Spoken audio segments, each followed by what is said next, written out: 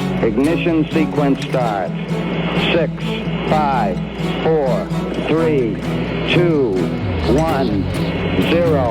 Liftoff. We have a liftoff.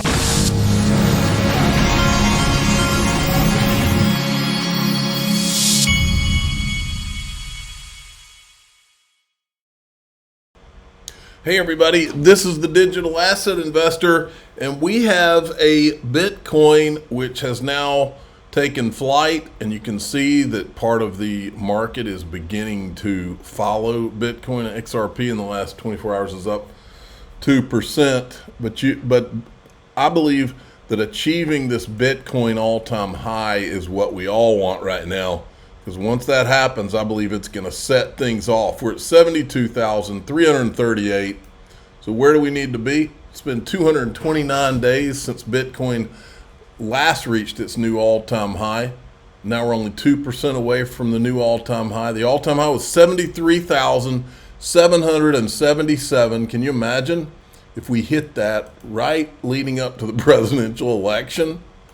Then Lark Davis here says, imagine waiting for 2 years and then selling just before the greatest bull run ever. Not this digital asset investor, but this is exactly how I feel.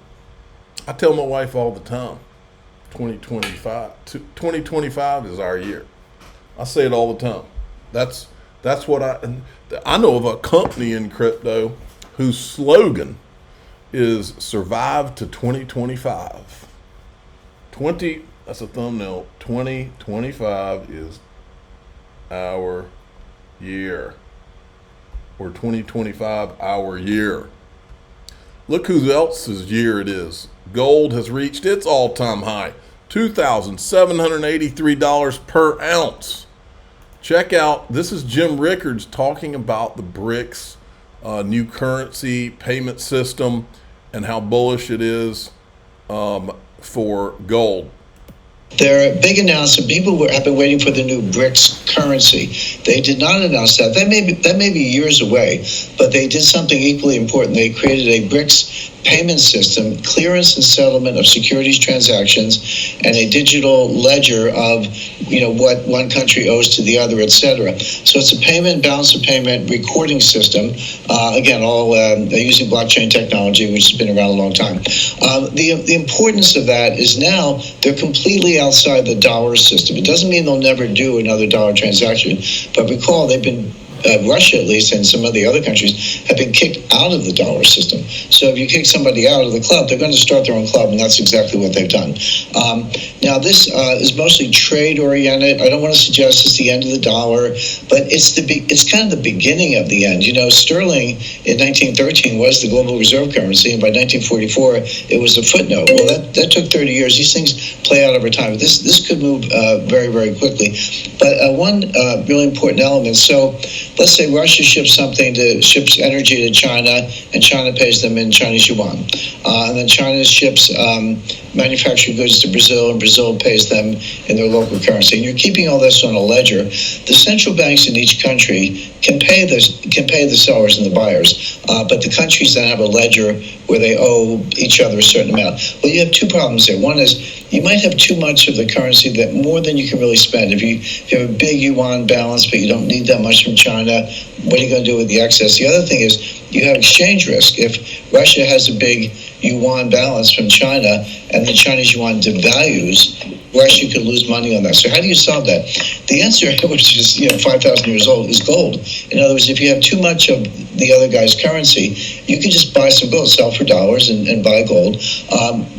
Or just buy gold directly. I should also mention they set up a new commodities exchange that includes gold. So you can buy gold in local currency and then just have the gold. And that obviously solves your foreign exchange problem. So this is, apart from pointing to the end of the dollar, at least in trade as a trade currency, it's extremely bullish for gold. All right. So then we have this, check this out, Consensus, of ETHgate fame.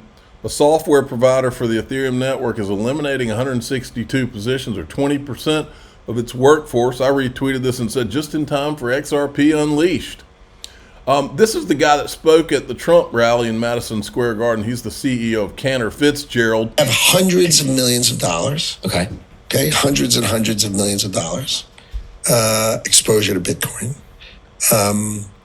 And it will be billions. He's going all in. Here, check this guy out right here. Brings up XRP. I think the story for Bitcoin is sort of, This is the CEO of Athena Labs. A narrow use case of a store of value through time, and that medium of exchange has sort of dropped away. But I do think it is worth just considering that the growth of stablecoins is kind of actually the most valuable thing that Ethereum is providing right now, which is you've only really got two real use cases of blockchains at scale, which is trading and it's using dollars in there, and it's the storage of stablecoins for a store of value. And so if stablecoins didn't exist, I think ETH wouldn't be worth much at all. And part of the value is actually derived by the growth and success of stablecoins. Alrighty. Check this out, eGrad Crypto. Countdown to breakout. In just 2 days, the breakout price target is dropping below 59 cents. This could be our moment, but patience is key. Stay steady and strong.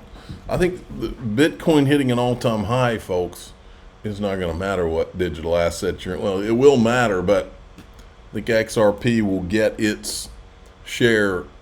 This is also going to help the markets from Larry Fink. Before the Fed finishes this year, would you expect a 25 basis point rate cut or a 50 basis point, or you don't know?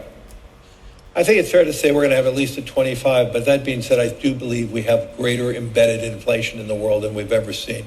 We have government and policy that is much more inflationary, whether it's immigration, excuse me, our policies of onshoring. All of this, no one is asking the question at what cost. Right. Historically, we were, I would say, a more consumer-driven economy, that the cheapest products were the best, the most a progressive way of politicking. Today, I think we have governmental policies that are embedded inflationary, and with that being said, I think we're not going to see interest rates as low as some people are forecasting. All right, now here's Chris Larson explaining to me what is the unexplainable, and trying to rationalize why he's voting for Kamala and donating to Kamala. You've given nearly $12 million, mostly in XRP, to the Harris campaign. Why are you throwing your weight behind the vice president? Well, we're really excited by her economic message. It is a message now. How is that possible? Of pro-innovation and making sure that, our American champions dominate, their industries around the world. So I'm just really, really confident. While he's talking, I want you to remember Elizabeth Warren was one of the first people to endorse Kamala, and she has been the person behind trying to kill crypto. This is going to be a completely different approach than I think I'll just say it, the failed policy that the Biden administration brought when it came to crypto and digital assets, because frankly, I think they just weren't paying attention and they sort of outsourced it to Senator Warren. And it was. I don't believe that at all. Not paying attention, just let her have it. Blockchain's too big of a deal. It was a disaster, but that is not going to be how the Harris campaign approached. Here, we don't have any evidence of that. Maybe she's telling Chris Larson this in a back room, but then the question is, why is she doing that? Why is she not publicly, like Donald Trump is, saying, I'm going to be pro-crypto and pro-innovation, and we're going to... She may have had a one-liner at one point, but I haven't seen her come out and really forcefully say it. Extremely confident in that. And are you confident because of meetings that you're having with her team behind closed doors? Yeah. I'm not in, after all we've been through, I'm not into behind closed doors. Tell me to my face out here right now. A lot of meetings, I think, with folks that will be in her administration, with the industry, and not just with the crypto industry. Look, they've been on a tour all around this country. When you're not saying it out loud, that means that you're preserving your right to not have to do it. Business folks in New York, and in the Bay Area, and LA, Texas, Florida. And I think consistently what they heard is the last administration was too anti-business. It was sort of this class warfare. And that's not how it's going to be. It still is class warfare. Every time Kamala Harris speaks, every time Elizabeth Warren speaks, it's billionaires and Donald Trump or John Deaton, they're for the billionaires, or Elon Musk and all this. That's all they talk about. In a Harris administration, it's going to be pro-innovation. It's going to be American champions, dominate their industries. And by the way, that helps workers.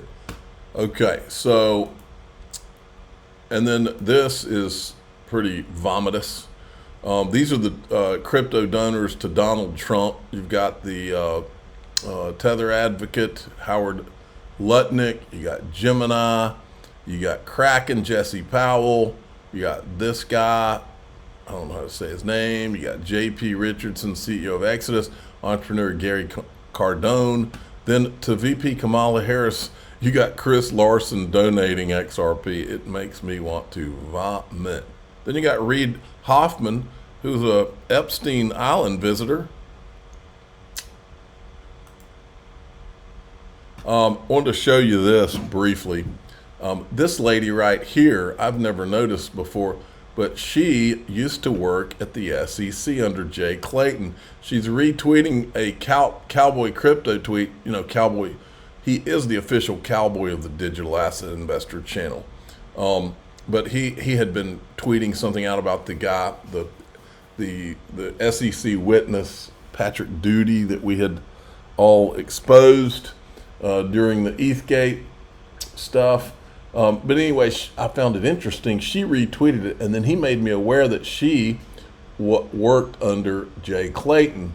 So I went to her profile. She's got a website. It's called sunlightdisinfects.com. And then it says, hello, my name's Kimberly Earl. For 28 years, I performed investigations and oversight as a CPA accountant in 3 divisions of the U.S. SEC.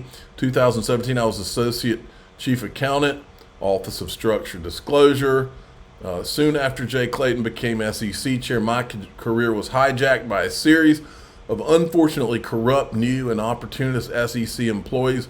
They fabricated the stories to use my expertise, my 6 years of work on SEC adoption of international financial reporting standards, taxonomy, and then execute my termination to justify and fund their own promotions. I don't know all about this, but it's always good when we have a whistleblower. Brian Armstrong, the next SEC chair, should withdraw all frivolous cases and issue an apology to the American people. It would not undo the damage done to the country, but it would start the process of restoring trust in the SEC as an institution. Then Metal Lawman, if Trump wins, one of these things will happen. 1, Gary Gensler resigns promptly, as the tradition when there is a change in administration. This is what Jay Clayton did. 2, Trump asks for Gensler's resignation on day 1, and he complies. 3, Trump replaces Gensler as SEC chairman, but allows him to continue as commissioner. 4, Trump fires Gensler and leaves the SEC. 5, Trump fires Gensler, but Gensler refuses to leave and sues in federal court, arguing that he has some legal right to remain as commissioner until his term expires in 2026. The Gary Gensler that I know is going to do this, because tradition and what's right and wrong and what's right for America has nothing to do with Gary Gensler's agenda. He could give a rat's behind about what's good for America. He does what's good for his political operatives that tell him what to do, and or himself.